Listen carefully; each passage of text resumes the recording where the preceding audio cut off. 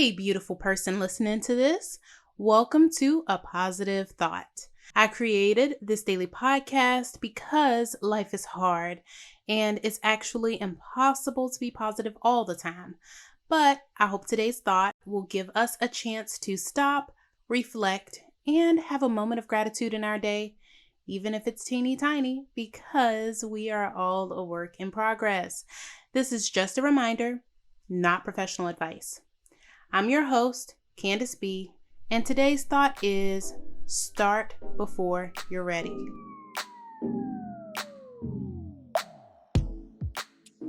Y'all remember yesterday when I said your ideas matter, and then I said no worries because I will be stepping on all of our necks about this subject more anyway?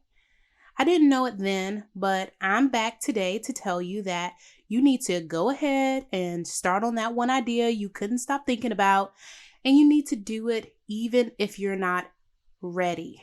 I mean, what is ready anyway? People are doing more with less every single day, you know.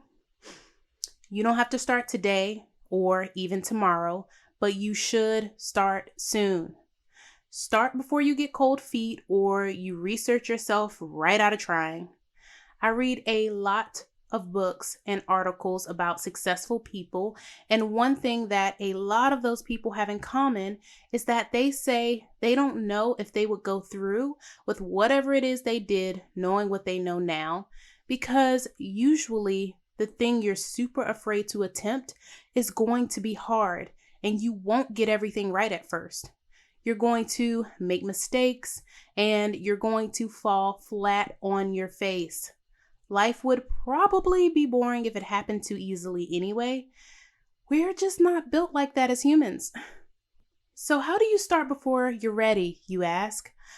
Well, I'm going to tell you the same thing I tell people who ask me how to get into shape. You already know where to start. We all know that losing weight or getting into shape requires eating less and moving more, regardless of how you do it. We also all know where to start with our goals. If your goal is to open a brick and mortar business, you should probably Google something like opening a nail salon in my state and then follow the steps.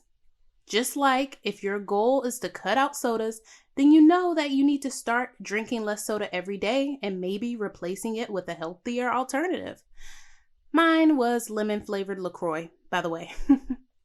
But since I'm supposed to be positive here, and that's probably a little too smart-ass and blunt for some of you, here are a few tips. First, find a supporter or support system. This might be friends, family, or someone who wants to accomplish something similar. We aren't islands. You will need community support to accomplish your thing. It might be financial support, but it might just be emotional support. Whatever it is, you will need people on your team. Secondly, do some research. Like I said before, don't let research be the reason you stall, but figure out where you should start. Google how to start a blog. Do not ask me how to start a blog. Or maybe Google how to build tiny homes and go from there. And lastly, take the leap of faith. Make a plan and start taking action. You can't wait for a perfect time or perfect situation because it will never come. Like Nike says, just do it. Tell me what you're ready to start on Twitter or Instagram at apositivethoughtpod, and please share this podcast with at least one person who you think needs to hear it, because I would appreciate that so much. Until tomorrow, that's today's positive thought.